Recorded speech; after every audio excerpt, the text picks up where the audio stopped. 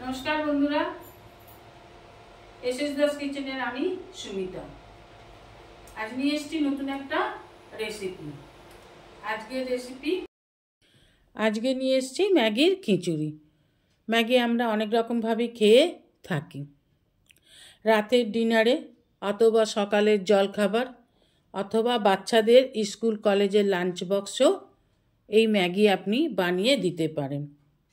আর এই ম্যাগির খিচুড়ি রেসিপিটার সব থেকে আকর্ষণ হচ্ছে এই লাল, সবুজ আর সাদা কালারটা আমাদের খুব আকর্ষণ করে, যেটা দেখলেই আমাদের খেতে ইচ্ছা করবে, বাচ্চাদের খুব ভালো লাগবে।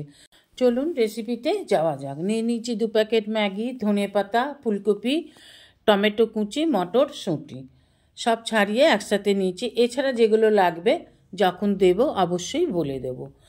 ওভেনে কড়া বসিয়ে দিয়ে দিলাম সাদা তেল, দিয়ে দেব কেটে রাখা ফুলকপিগুলোকে। তেলটা খুব গরম হয়ে গেছে, ছিটকাচ্ছে, তাই আগেই দিয়ে দিলাম পরিমাণ মতন লবণ। লবণ দিলে তেল কম ছিটকায়, যত তেল ছিটকাবে গায়ে লাগবে, তাই প্রথমেই দিয়ে দিলাম লবণটা।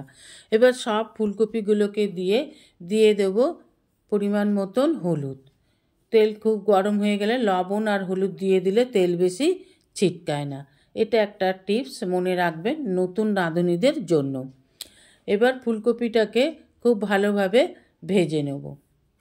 এখানে আমি ফুলকপিটা ছোট করে কেটে নিয়েছি, খুব ভালো করে দেখে নিয়েছি, তাই জন্য আর গরম জলে ভাপিয়ে নিইনি, একেবারেই ভেজে নিচ্ছি। একটু ভাজা ভাজা করে নিতে হবে। দেখুন, একটু নেড়ে চেড়ে ভাজা ভাজা করে নিলাম।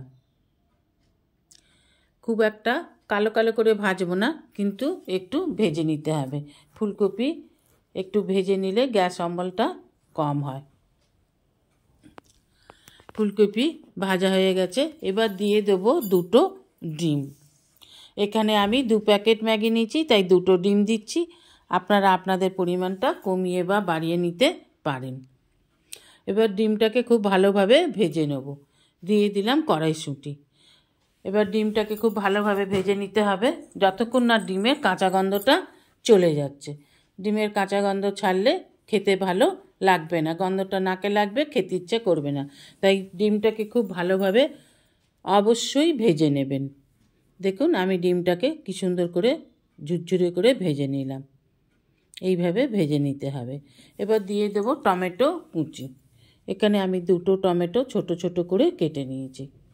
টমেটোটা নাও দিতে পারেন, কিন্তু টমেটোটা দিলে দেখতেও সুন্দর লাগে আর একটু টকটকও লাগে। দিয়ে দিলাম ঢাকা। 2-3 মিনিট অন্তর ঢাকাটা খুলে একটু নেড়ে দিতে হবে, না হলে কিন্তু কড়ার নিচে বসে যাবে। ডিম দেওয়া আছে, একটু বেশি নাড়তে হবে।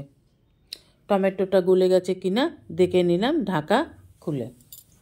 এবার ভালো করে সমস্ত উপকরণকে আর একটু ভাজা ভাজা করে নেব। দেখুন, এইভাবে একটু ভাজা ভাজা করে নিতে হবে। এবার ভালোভাবে ভেজে নিলাম। এবার দিয়ে দেবো পরিমাণ মতন জল। জলটা আপনারা আপনাদের পরিমাণ মতনই দেবেন।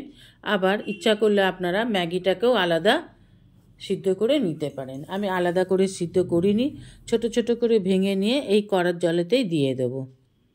দেখুন, দিয়ে দিলাম ম্যাগিটাকে। এবার ভালোভাবে নেড়ে ম্যাগিটাকে জলের সাথে মিশিয়ে দেবো। এইভাবে হালকা হাতে একটু মিশিয়ে দিন। বেশি নাড়লে একেবারে কুচি কুচি হয়ে যাবে, তাই হালকা হাতে অল্প অল্প করে নেড়ে দিতে হবে।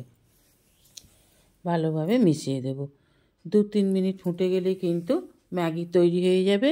কপি তো আমাদের ভাজার সময়তেই সিদ্ধ হয়ে গেছে। এবার উপর থেকে দিয়ে দিন ধনেপাতা কুচি। দেখুন, দেখতে কত ভালো লাগছে, দেখলেই খেতে ইচ্ছা করবে। এইভাবে করে দিলে বাচ্চারা কিন্তু খুব ভালোভাবে খেয়ে নেবে।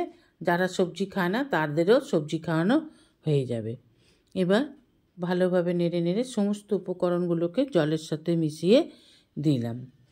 2-3 মিনিট ফুটে গেলেই কিন্তু আমাদের ম্যাগি রেডি। দিয়ে দিলাম 2 প্যাকেট ম্যাগি মশলা। এখানে আমি খুব কম মশলাতেই রান্না করলাম, আমি কিন্তু অন্য কোনো মশলা আর দিলাম না। সমস্তটা একদম ম্যাগি মশলা দিয়েই বানিয়ে নিলাম। দেখুন ম্যাগি সিদ্ধ হয়ে গেছে, ফুলে উঠেছে, অল্প অল্প জল আছে। এই অবস্থাতেও নামিয়ে নিতে পারেন, আর আপনারা ইচ্ছা করতে আরটু শুকনো করতে পারেন। আমি একটু রসা রসায় রাখবো, তাই এই অবস্থাতেই ভালো করে সমস্ত উপকরণগুলোকে মিশিয়ে নামিয়ে নেব। দেখুন তা তৈরি আমার ম্যাগির খিচুড়ি। রাতের ডিনারে, সকালের জলখাবারে, অথবা বাচ্চাদের স্কুল কলেজেও লাঞ্চ বক্সেও দিতে পারেন। এইভাবে একবার করে খেয়ে দেখার অনুরোধ রইল।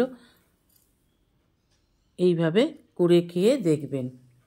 আশা করি রেসিপিটা আপনাদের ভালো লেগেছে। যদি ভালো লাগে তাহলে অবশ্যই একটা লাইক, কমেন্ট, সাবস্ক্রাইব করার অনুরোধ রইল। পাশে থাকা বেল আইকনটিতে ক্লিক করে দেবেন নিউ ভিডিওর আপডেট, যাতে সবার আগে আপনার কাছেই পৌঁছে।